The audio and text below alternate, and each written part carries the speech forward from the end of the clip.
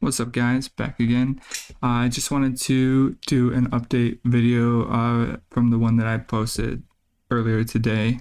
So we saw, this is the hourly chart on the Qs. We saw a weak morning followed by some strength in the middle of the day, and now we are flattening out, which kind of signifies to me that we are still in deteriorating momentum.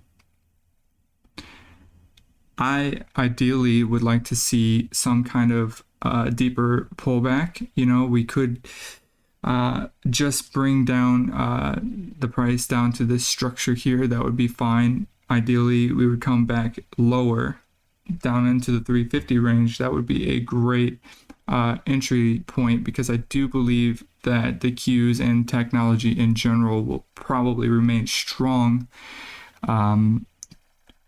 towards the end of the year.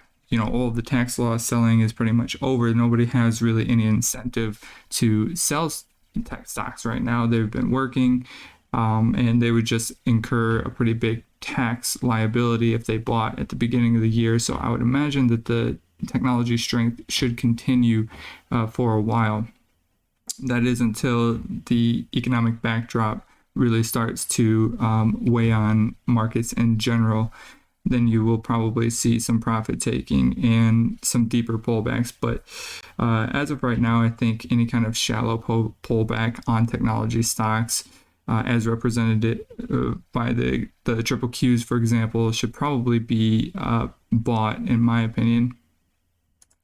Moving over to treasuries, we had again a pretty weak morning, and then it is starting to find some strength and stability. This makes sense.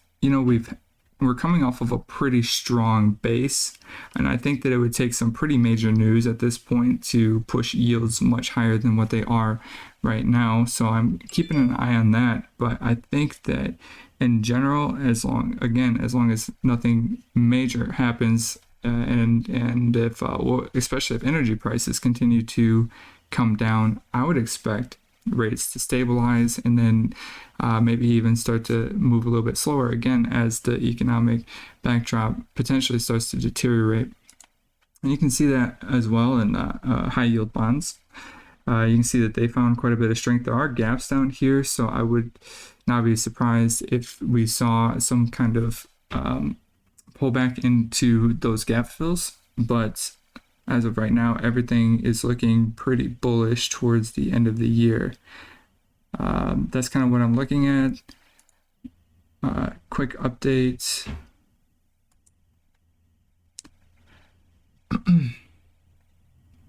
Quick update on the TLT to SPY ratio chart, and it's still just consolidating at the bottom of the range. I could definitely see this breaking out at some point in time, but it does take quite a long time for these kind of formations on ratio charts to play out, if they ever do. There have been periods in the past where it looked like bonds were about to start outperforming stocks for a meaningful period of time, and then that structure kind of just breaks down. So it is, likely that continues to happen. This is a very, very slow moving long-term trend, and it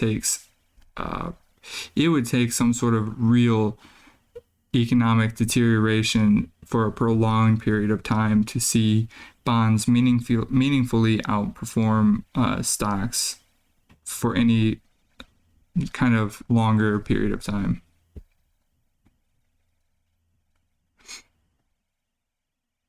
Yeah, so I think that's all I really wanted to look at today. We also have oil kind of catching some sort of a bid, but I don't see that really lasting for too long. And yeah, I guess I will catch you guys in the next one.